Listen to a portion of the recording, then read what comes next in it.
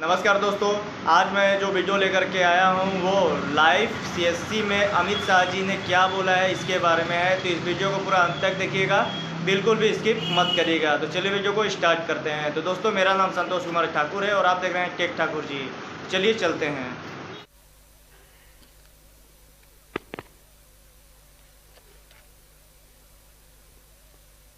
सहकारिता क्षेत्र और ग्रामीण सुविधाओं दोनों के लिए बहुत महत्वपूर्ण इस कार्यक्रम में आज मेरे साथ मंच पर उपस्थित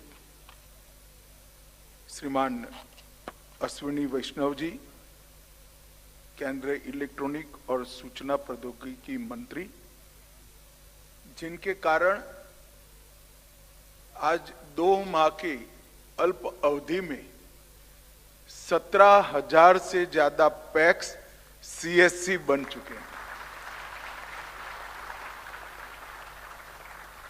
मैं जरूर कहना चाहूंगा, मैंने अश्विनी जी को एक पत्र लिखकर मीटिंग के लिए बुलाया था।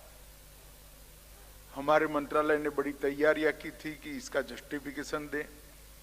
हमारी मीटिंग 4.5 मिनट में समाप्त हो गई और निर्णय हो गया कि पैक्स अब सीएससी बन पाएंगे। तो मैं अश्विनी जी का बहुत बहुत धन्यवाद करना चाहता हूं।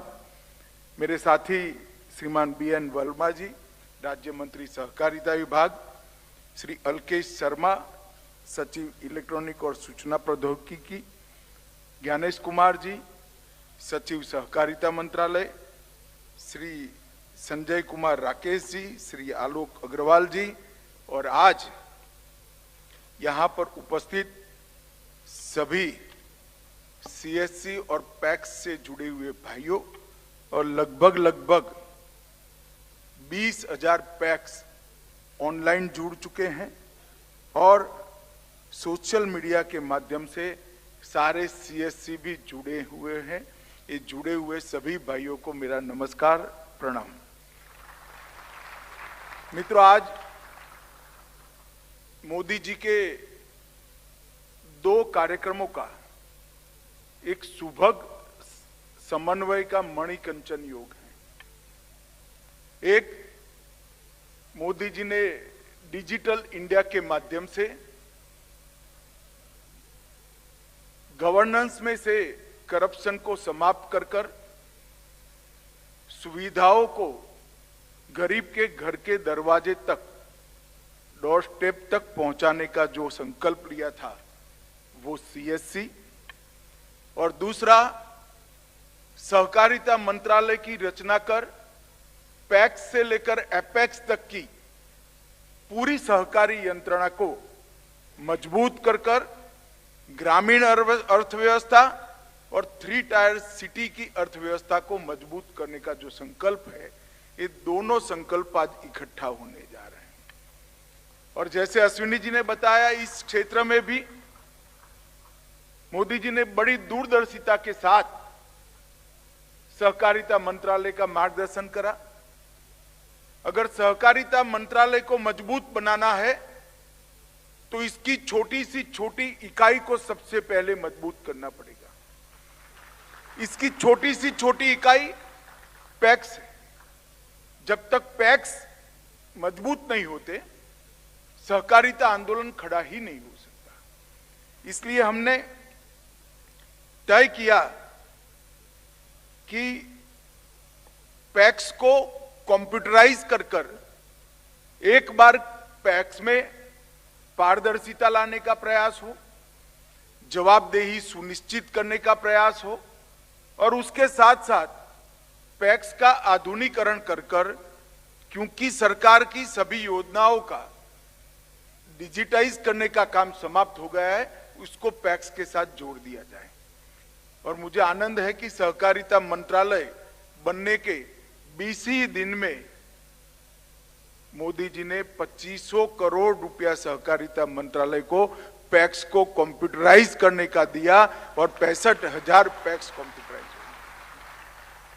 और वहीं से आज जो हम कर रहे हैं, पैक्स को सीएससी बनाने का एक नया कार्यक्रम, वो संभव हो गया है। मिनिमम गवर्नमेंट मैक्सिमम गवर्नेंस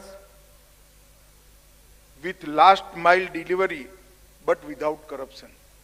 इस सूत्र को चरितार्थ करने के लिए सीएससी से बड़ा कोई साधन हो नहीं सकता। आज भारत सरकार और राज्य सरकारों की 300 से ज्यादा छोटी छोटी लाभार्थी योजनाओं को सीएससी के साथ जोड़ दिया गया है। और इस सीएससी की रीच अगर गांव के गरीब व्यक्ति तक पहुंचानी है, भूमि विहीन खेत मजदूर तक पहुंचानी है, गांव के दलित और आदिवासी तक पहुंचानी है, तो पैक्स से बड़ा कोई जरिया हो नहीं सकता। आज पैक्स और सीएससी दोनों एक हो रहे हैं। इससे गरीबों की सुविधाओं में तो बढ़ोतरी होगी ही होगी और ग्रामीण अर्थव्यवस्था को भी नई ऊर्जा और नई ताकत मिलेगी। इसमें ऊर्जा का संचार भी होगा। मित्रों, हम इससे देश के मैक्सिमम पोटेंशियल का यूटिलाइजेशन देश के विकास के लिए कर सकेंगे। मुझे कहते हुए आज आनंद है कि लगभग 17,176 पैक्स कल 2 बजे तक सीएससी में अपना रजिस्ट्रेशन करा चुके हैं। मैं सहकारिता मंत्रालय के सचिव यहां बैठे हैं, इनके नेतृत्व में जो टीम है हमारी, उसको बहुत बहुत साधुवाद देना चाहता हूं, क्योंकि मैंने और अश्विनी भाई ने तो एक सैद्धांतिक निर्णय करा कि पैक्स को सीएससी बना पाओगे, मगर इसको जमीन पर उतारना ये बड़ा कठिन होता है। 2 माह के बहुत कम समय के अंदर 17,176 पैक्स आज ऑन बोर्ड हो चुके हैं। ये बहुत बड़ी उपलब्धि है। मित्रों, लगभग 17,176 पैक्स में से 6,670 ने अपना लेन देन भी चालू कर दिया है और आने वाले समय में सभी के सभी पैक्स इसका लेन देन 1 सप्ताह से 15 दिन के समय के अंदर पूरा करेंगे। लगभग 13-14 हजार ऑपरेटर एक पैक्स 2 रखेंगे, एक तो उनके पास होता ही था, दूसरा एक रखेंगे, तो 13,000-14 हजार युवाओं को इससे रोजगारी भी मिलेगी। और यह युवा सिर्फ रोजगारी प्राप्त नहीं करेंगे, ग्रामीण अर्थव्यवस्था को भी मजबूत करेंगे और गांव की सुविधाओं को भी मजबूत करेंगे। जब देश की 60 से 65% आबादी गांवों में बसती है, तब सहकार से समृद्धि के मंत्र से हमने ग्रामीण अर्थव्यवस्था को इसमें गति लाने का भी प्रयास करना है और उसको डाइवर्सिफाई करने का भी प्रयास करना है। 9 वर्ष में मोदी सरकार ने 60 करोड़ लोगों के जीवन में मुफ्त राशन, मुफ्त आवास, मुफ्त जल, बिजली, गैस, शौचालय और 5 लाख तक की सारी स्वास्थ्य की सुविधाएं एक पैसे का खर्च करे बगैर देने का काम नरेंद्र मोदी सरकार ने किया है। मैं आज धड़ल्ले से कह सकता हूं, आज हमारे 17,000 पैक्स भी ये सभी सुविधा देने के रजिस्ट्रेशन का और उनको कोई भी तकलीफ हो तो सरकार के संपर्क का जरिया बन जाएंगे और माध्यम बन जाएंगे। मोदी जी ने जो बहुत बड़ा परिवर्तन किया है, इसमें जनधन अकाउंट, आधार कार्ड, मोबाइल और इसके साथ साथ डिजिटल इंडिया मिशन के तहत गांवों और ग्राम पंचायतों को ऑप्टिकल फाइबर का एक जाला फैलाने का बहुत बड़ा काम किया। 9 वर्षों में हमारे देश में इंटरनेट कनेक्टिविटी में 250% की वृद्धि हुई है। 9 वर्ष में इंटरनेट कनेक्टिविटी, इंटरनेट का उपयोग करने वाले लोगों की संख्या में 250% की वृद्धि हुई है। और इसके साथ साथ जीबी डेटा की जो लागत थी, इसके अंदर 96% कमी भी की है, जिससे गरीब से गरीब व्यक्ति इस सुविधा का उपयोग कर पाए। मित्रों, आजादी के अमृत महोत्सव के वर्ष में 60 करोड़ भारतीय जो अपने आप को देश के अर्थतंत्र के साथ जोड़ नहीं पाते थे, इनका देश के अर्थतंत्र से स्नान सूतक का संबंध ही नहीं था। उनका पूरा जीवन सुबह पूरा दिन कमाई करना और शाम को कमाए हुए पैसे खर्च कर कर अगले दिन की 2 वक्त की रोटी खरीदना, इसी में बह जाता था। ना वो अपने बच्चों की पढ़ाई लिखाई का ध्यान कर सकते थे, ना उनके स्वास्थ्य की चिंता कर सकते थे। ये 60 करोड़ लोगों के जीवन में नए प्राण पूरने का काम देश के प्रधानमंत्री नरेंद्र मोदी जी ने किया।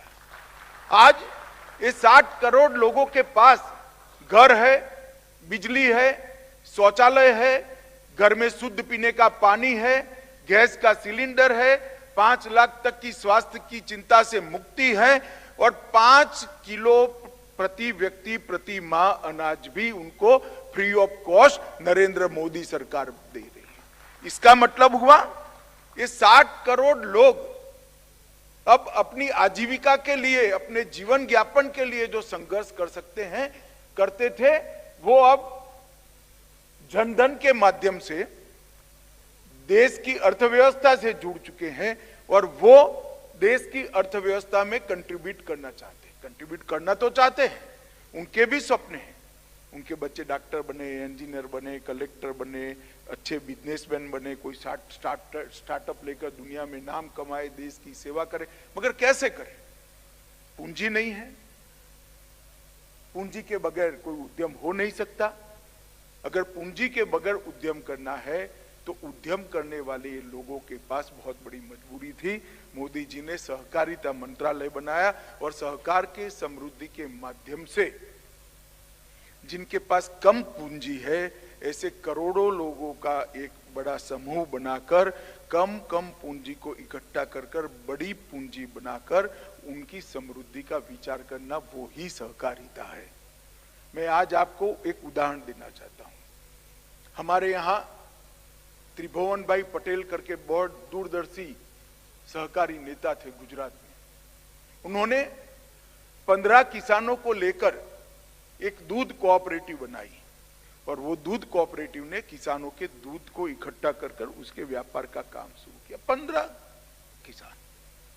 मित्रों, आज वो दूध कोऑपरेटिव के साथ 36 लाख परिवार, मतलब 36 लाख बहनें जुड़ चुकी हैं।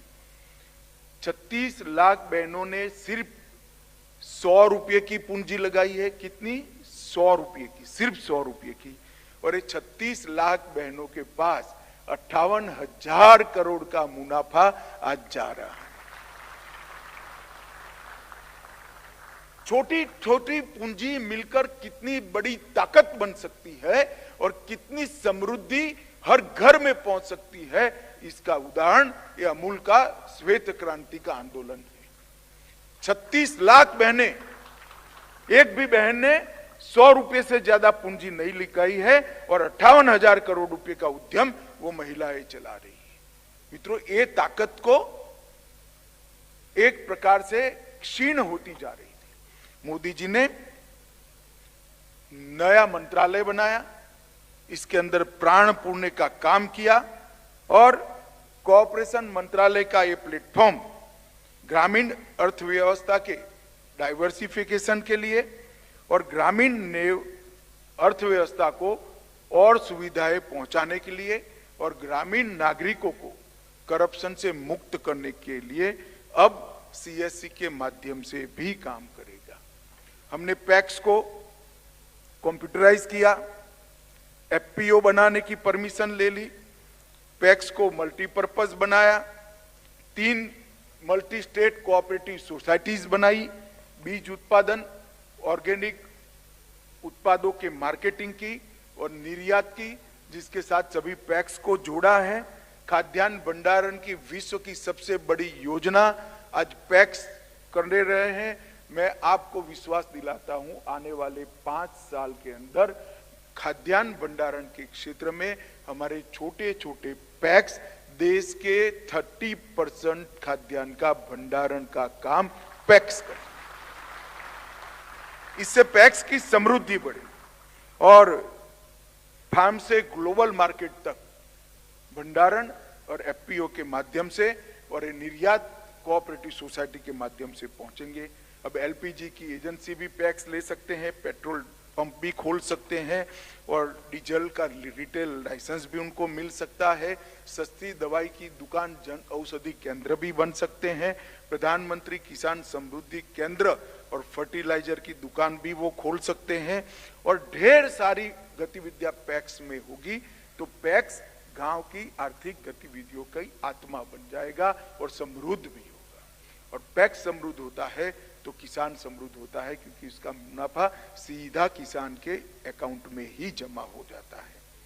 मित्रों, अभी अभी एक नया इनिशिएटिव सहकारिता मंत्रालय ने मोदी जी के नेतृत्व में लिया है। सहारा में देश के ढेर सारे नागरिकों के पैसे फंसे हुए थे, पैसे पड़े थे, परंतु कानूनी जटिलता इतनी थी कि इसका रास्ता नहीं निकलता था। सहकारिता मंत्रालय ने सुप्रीम कोर्ट में भारत सरकार के सभी मंत्रालयों को इकट्ठा होकर एक याचिका करी और सुप्रीम कोर्ट ने एक ऑर्डर किया और 2 दिन पहले ही पोर्टल मैंने लॉन्च किया है। मुझे आनंद है कि अब तक पोर्टल में 5 लाख लोगों ने रजिस्ट्रेशन कर दिया है और उनका पैसा वापस जाने की शुरुआत हो गई। मित्रों, बहुत बड़ा उदाहरण है कि कोई सरकार प्रोएक्टिव तरीके से काम करे तो जटिल से जटिल समस्याओं का निवारण हो सकता है। और नरेंद्र मोदी जी ने इस दिशा में हमेशा पूरी सरकार के हर मंत्रालय का नेतृत्व भी किया और मार्गदर्शन भी किया। मित्रों, आज जब हम यहाँ सीएससी और पैक्स के जुड़ाव के लिए आए हैं, तब मैं इतना ही कहना चाहता हूँ, लगभग सीएससी के माध्यम से बहुत बड़ा ग्रामीण अर्थव्यवस्था को भी बूस्ट मिला है, करप्शन को निरस्त करने भी बड़ी सफलता मिली है और सेवाओं को गरीब के घर तक पहुंचाने का भी काम हुआ है। अब आने वाले दिनों में 95,000 पैक्स हमारे सीएससी बनेंगे और आने वाले दिनों में 3 लाख पैक्स नए खुलेंगे। वो तो सीएससी के साथ ही खोलने का हमने निर्णय किया है और इसके माध्यम से आज सहकारिता आंदोलन को भी बहुत बड़ा बूस्ट मिलने वाला है। मित्रों, आज मैं जब यहाँ आया हूँ तब फिर से एक बार अश्विनी जी और उनके मंत्रालय का बड़े हृदय से धन्यवाद करना चाहता हूँ। ऑनलाइन जितने पैक्स के सहकारी भाई बहन मुझे देख रहे हैं, मैं सभी को कहना चाहता हूँ, हम पारदर्शिता लाएं, दृढ़ संकल्प करें और नई योजनाओं को लेकर लोगों की सेवा का माध्यम बने। अगर ये हम एक करते हैं तो इस देश के सहकारिता आंदोलन को मजबूत होने से, आगे बढ़ने से कोई नहीं रोक सकता। सहकारिता आंदोलन को मजबूत करने के लिए आज जो सहकारी समितियों में बैठे हैं वो सुधार होने दे। अपने आप को बाजू में रखकर, अपने हितों को बाजू में रखकर आप सुधार को एक बार आने दीजिए। सुधार ही है जो आने वाले दिनों में सहकारी आंदोलन को मजबूत करेगा। हमने ढेर सारे कानूनी सुधार भी किए हैं, एडमिनिस्ट्रेटिव सुधार भी किए हैं और मल्टी डायमेंशनल तरीके से गतिविधियां भी बहुत बढ़ाई है। मैं आशा करता हूं कि देश भर के जितने पैक्स के मेरे साथी मुझे देख रहे हैं, अपनी पैक्स को मजबूत करने का संकल्प करेंगे। एक पैक्स मजबूत होता है तो पूरा गांव समृद्ध होता है। ये मंत्र को हम अपना मंत्र बनाएं, आगे बढ़ें और जो पैक्स 17,000 पैक्स सीएससी बन चुके हैं, ये सभी को बहुत बहुत शुभकामनाएं। सीएससी को सिर्फ इनकम का जरिया मत बनाइएगा, सीएससी को गरीब व्यक्ति की सेवा का जरिया बनाइएगा। अभी मुझे अश्विनी जी ने यहाँ मंच पर भी कह दिया कि सारे पैक्स को हम ट्रेन बुकिंग का काम भी देने के लिए तैयार है। तो 17,000 पैक्स आने वाले कुछ समय में रिजर्वेशन का भी काम कर पाएंगे तो उनको भी कमीशन मिलेगा। एयर बुकिंग के लिए भी हमारा पत्राचार चल रहा है। पैक्स को ग्रामीण गतिविधियों का केंद्र बनाना, उसका ऊर्जा केंद्र बनाना हमारा लक्ष्य है। आज सीएससी बने हुए सभी पैक्स के मेरे भाइयों बहनों को बहुत बहुत बधाई और शुभकामना देकर मेरी बात को समाप्त करता हूं। वंदे मातरम।